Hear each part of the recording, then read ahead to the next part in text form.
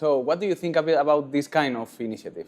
Well, I'm glad that they are there because in many organizations there are no investments in coaching or internal consultancy or internal transformation efforts. So I can only applaud such initiatives. And of course, it's nice that in such cases, sometimes they invite me and then I get to travel to a nice city such as Madrid. So super happy about that. So there will be 3 months that these people will be trained. Which advice will you give them during this period of learning? Well, part of learning is to experiment and expect that half of the things don't work, because if you fail half of the time, then probably you have an optimal learning rate. That is what I learned from information theory. Fortunately, I personally also fail a lot. That means that I learn a lot. And every practice is worth investigating. When something works for another organization, it doesn't mean that it will work for you, but it is worth trying out. And that is part of the experiment. And hopefully you will succeed. Maybe you will fail, but at least you will learn something. So everything that will happen in the next 3 months hopefully involves a lot of experimentation, because simply sitting on chairs and listening to speakers such as me, that is not going to help the company. It is part of what should be happening, being inspired by others, but the most important thing is to experiment yourself. You know that part of the experiment, or one of the bets of Kairós, is to hire people who is not part of the IT environment, but from different environments, more business environments, in order to transform and to create a different kind of role for them. What do you think about this bet, about moving into non-IT profiles for digital transformation? Yeah, that makes total sense. I do exactly the same thing. That is why I started 10 years ago with Management 3.0, which was about the manager's role in an agile organization. And that does not necessarily have to be the manager of an IT department. It could also be a manager or leader of another unit in other kind of unit in the organization, because I believe that agile and lean thinking and practices do not limit themselves to just the IT software development part of the company. The whole organization needs to be lean, agile. So it also means managers have to learn how to do that. Marketers, HR, finance, they all have to be more agile, more lean in the way they operate. So that's what I did with Management 3.0 for leadership. Now I do it with my new book, Startup, Scale Up, Screw Up, for startups, and my new workshops called Shift Up for the innovation funnel in general. And personally, I don't talk much about software development at all, because I find the whole business more interesting than just programming. Which other profiles do you think that will be nice to be involved in a more active way in all this digital transformation? Not only to be passive or to be transforming themselves, but helping on this transformation. Which other ones? Certainly human resources or people support or whatever you call them, the part of the company that helps the other employees to enjoy their jobs and have a great career in the organization. Because I find that very often agile transformations stall because there are certain employee practices mandated by HR that are orthogonal to the success of an agile transformation. But I don't want to focus only on HR. Marketing also plays an important role, and sales, the way projects or products are sold in the market, that can have a big impact on development and innovation inside the company's walls. So marketing and sales and finance. Let's not forget about how things are financed and budgeted, because in many organizations that is still a very traditional approach with annual forecasts, annual performance ratings, financially, etc., quarterly goals when it is a company on the stock exchange listed on the markets. That is also a traditional approach that we need to be looking at critically, I think, to make that more lean and agile. In terms not only on which departments and these kind of things, but in terms of skills, which skills have you found with your experience that are missed on these kind of transformations? The skills that are missed, well, I don't necessarily would say skills, but it is more attitudes, because everyone can learn skills. You can learn to be a public speaker, you can learn to be a programmer, you can learn to be a social media marketer. All the information is out there. But what is necessary is that people have the right attitude and mindset, that they want to learn those things. I want to learn how to do marketing myself. I want to learn how to write a better book. I want to learn many things because I am eager to experiment with new ideas and to increase my skill set. And that is required for agile transformations, that people are eager to learn new ways of doing stuff. And that attitude, that mindset, that includes trying things out and not being afraid that some things will fail. That's okay. It is part of the deal. It also means that we should not punish people for just failing because it is part of how they learn. Like we don't punish kids for falling because they're learning how to walk. And that the falling over is part of that process. I think the main thing is to have an agile mindset and not necessarily an agile skill set, because you can teach people the skills, but it starts with a certain attitude and mindset that they will have to adopt first. And how do you see the evolution of the industry in terms of this agile mindset? Do you think that the industry is evolving, is getting more agile? I think so, yes, because in many industries there are people from older generations such as mine who have grown up and had a career in the last couple of decades working for maybe one employer, having steady jobs, climbing the corporate hierarchy, and they have difficulty operating in a very different mode, with self-organizing teams, autonomous, self-directed units, and for younger generations, they don't come with that baggage, so they can more easily start from scratch with a lean agile mindset. And actually, I think the younger generations already learn a more agile lean mindset because of social networks, social media, etc. They know how to self-organize parties, things like that, with Instagram messages and groups and whatnot. So the mindset, I think, is more there already than with older generations that have to basically unlearn certain things and relearn other things. It is also the same with the digitization. I am so old that I remember teaching people how to use computers. I earned a lot of money with that in the 90s. I created courses and I gave courses on how to use Microsoft Excel, how to use Microsoft Word, and how to hold a mouse, and moving it up means doing this and not doing this. People had to be taught how to do these things. And kids, they don't go to a 2-day class to learn how to use a software program. That sounds silly. Yeah. You just start using it. It's on their ADN, right? Yeah, it's in the DNA, but also software has evolved, so you don't have to teach people a course anymore. It is in the software itself that teaches people how to use it. And I think the same will apply to lean agile practices in the future, how organizations work. Now organizations have to be taught how to be lean and agile, and they have to unlearn certain skills and relearn new skills because of all the generations that they have.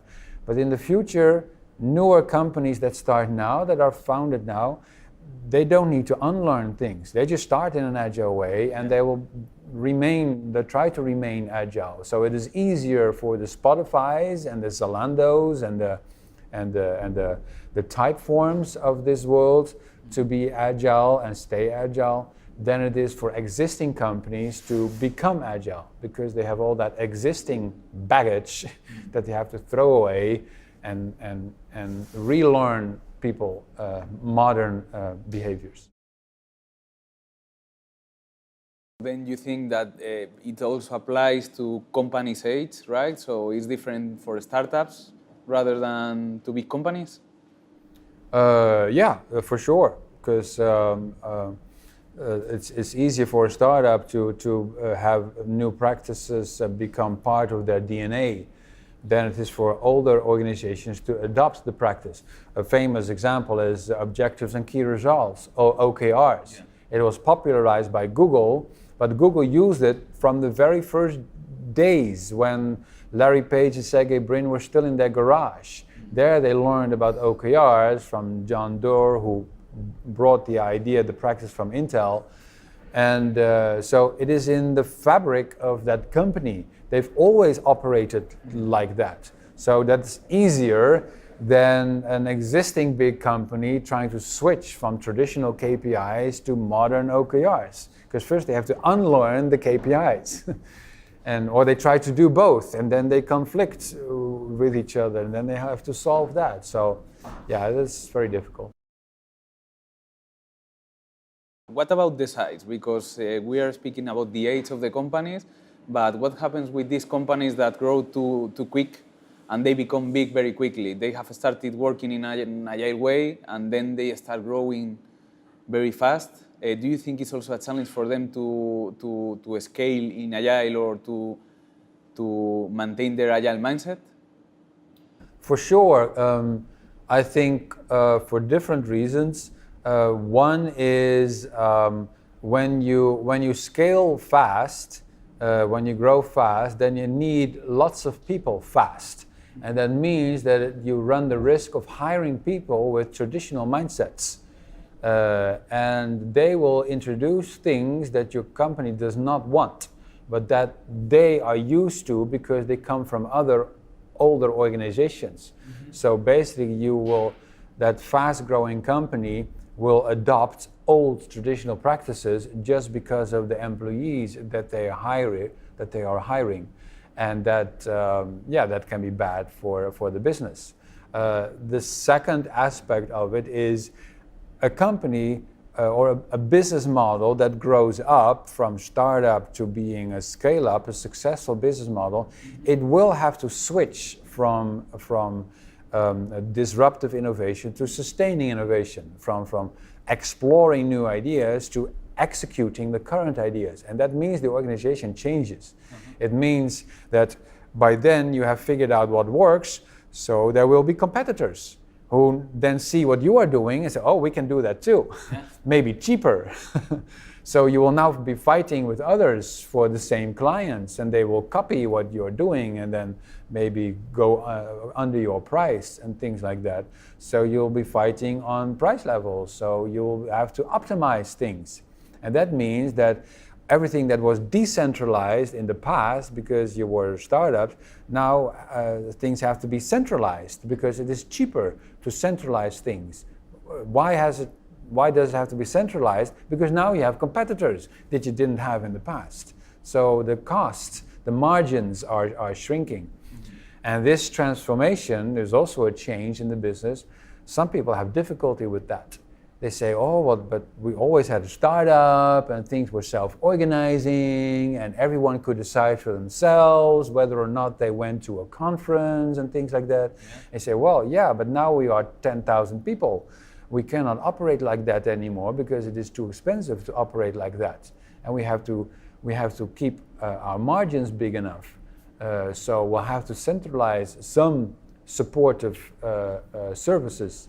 Well, then there are good and bad ways of doing that, and that is what my first reply was about, because you might hire people who have bad practices of organizing central services, but you want a good way of organizing central services and centralize some of the decision making just for the sake of efficiency. And but still, then some people say, well, it's not the same company that it was before. Yeah, that's true. you can go somewhere else to another startup. To another startup again, Yeah, but that is true. Some people just do great work as startups. And then they should realize my job is done. Now that the startup is scaling up, I wish them good luck, all the best. I go to a new startup because that's my kind of work environment. I have actually a good friend who is great at scale-ups. He does not work at startups. He's just very, very good at the scale-ups, at the optimization and making a good idea 1,000 times more successful. But he never has any good ideas himself because he's not a founder. He's not a startup, not an entrepreneur. So there are different people, different preferences on where they want to work in the life cycle of a business. So in this environment that you, in some way, you are born as an agile company and you become like less agile. This is the feeling that people can have in the company. Do you think that agile coaches or this kind of role can be helpful? Your question is about agile coaches being helpful being helpful in these companies that are transforming themselves. They are becoming, they are scaling up, and as you said, they are hiring people who are maybe taking not very good practices or more old-fashioned practices. Sure, definitely. I think coaches could have the responsibility of monitoring the agile mindset and the agile culture of an organization and taking action anywhere they see this is necessary. Because, I mean, with an agile transformation, you can get an organization from being old-fashioned and traditional to being more agile-minded with a modern agile, lean agile culture. But then keeping it there is a different story altogether. Very easily, it could be that everything rolls back to how everything was before. So you'll need people in place who monitor things. And keep it at a certain level that you fought so hard for to achieve. It's not like you just then can fire all the agile coaches. No, you want them there, and then you will have the next challenge. As I said before, after the talk during the Q&A, then the next thing I believe is continuous innovation after an agile transformation, because with an agile transformation you convert your current business and make it more agile and lean in the way you operate it, but all business models will have an end of their life cycle. They will die at some point. Maybe not next year, maybe not 5 years from now, maybe in a decade. And how will you prepare for that? How will you make sure that there's a younger generation of new products and services that can take over from the current one? The current one is now making all the money, so now you have a chance to make babies as a company. And that, I think, will be the next challenge for coaches and consultants, whether they call themselves agile or not, I don't care. Yeah. But still, the company will have to then transform to continuous innovation instead of optimization of the current business model. You think they will play a key role as change agents, right? If they choose to, yeah, sure. And what do you think are the skills and the knowledge that they will have to improve or to ensure they have in order to play this new role on the companies? A relentless need to learn from books or podcasts or articles or whatever, because there's always new stuff emerging, and the will to try new things, because that's what innovation is all about. Is to try things and be creative, see what works, and then execute on that. Because innovation is creation plus execution. Anyone can have creative ideas. The challenge is often bringing an innovative idea or creative idea to a market that wants it and is willing to pay for it. That's execution. And you need both in order to be innovative. And in the beginning is a lot of creativity, later there will be a lot of execution, but innovation requires both. And the need and the willingness to do both, creativity and execution, I think that is what coaches and consultants will have to show themselves, leading by example, in order to help the companies that they assist to be more innovative. Now in the industry, we see that there are many sectors that are moving into this transformation, this kind of transformation. Now, for example, there are a lot of banking companies who are moving at the same time. Do you think that there is any kind of environment or any sector that has not moved yet or not massively moved that we have not put our eye on and will probably do in a future? Well, that's an interesting question. Probably, but I don't get invited by them. And I also do not get invited by the industries that are already very agile in the way they operate, because they don't need me. So I am invited by the part of the world, the industries that are actively working on agile transformations, which is banking and software and transport, etc. Because they see the need, they need to change, they have traditional organizations, they have modern organizations, and they're in this shift. So that's why, yeah, I get invites from those kinds of companies. But you have others on either side, the ones who do nothing and the ones who have already accomplished everything, and both I don't see. Because I don't meet them at events or conferences, so it's hard for me to say what industries. But the one that comes to mind is that there's still plenty of bureaucracy in government-owned institutions and organizations, because there's less need for a government to innovate and renew its and update its service level, because they don't have competition unless people move to another country, which happens in some cases. So the competition is literally in another geographical region, and people are forced to use government services and then complain about how bad everything is, even in my country sometimes. So maybe some public services are not innovating, not transforming to agile as fast as we would like them. That's the only thing that comes to mind right now. But do you think they will do it? Yeah, sure, right? So which kind of reading or any book that you recommend for people who wants to take this knowledge or this feeling about how to help innovating in companies and moving into this transformation? What books I would recommend? Well, anything about design thinking, anything about lean startup, anything about new product development. There's so much out there, I cannot even start mentioning all the titles, but just go to Amazon or your favorite bookstore and type design thinking or lean startup, and you'll find great stuff. Product management in general, so much good stuff out there. But also maybe a bit more theoretical books, like I mentioned Clayton Christensen with his Innovator's Dilemma. He has new work on the jobs to be done framework, for example.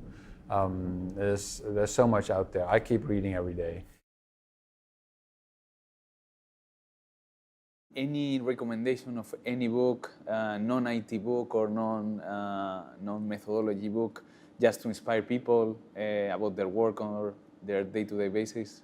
Wow, the last book I read that I gave 5 stars is called The Formula by Albert Laszlo Barabasi, a very difficult name, but the title is easy, The Formula, and it is about success, how companies or individuals become successful, and then written from the perspective of network science. There's a lot of research referred to in the book. The author is actually a complexity scientist, a well-known figure in the complexity sciences, and that's one of my favorite topics is complex adaptive systems. So he uses actual research to show why some things become successful and other things become not successful, and what are the key ingredients for successful products and services. And that's super fascinating to read all the network effects in the economy, how they play a role. So yeah, that's one that I can definitely recommend, because there's some solid research behind it. So The Formula, try that one. I'll try. Thank you so much. So thank you so much for sharing with us Thank you too. your knowledge, your experience, your advices. So thank you. Awesome.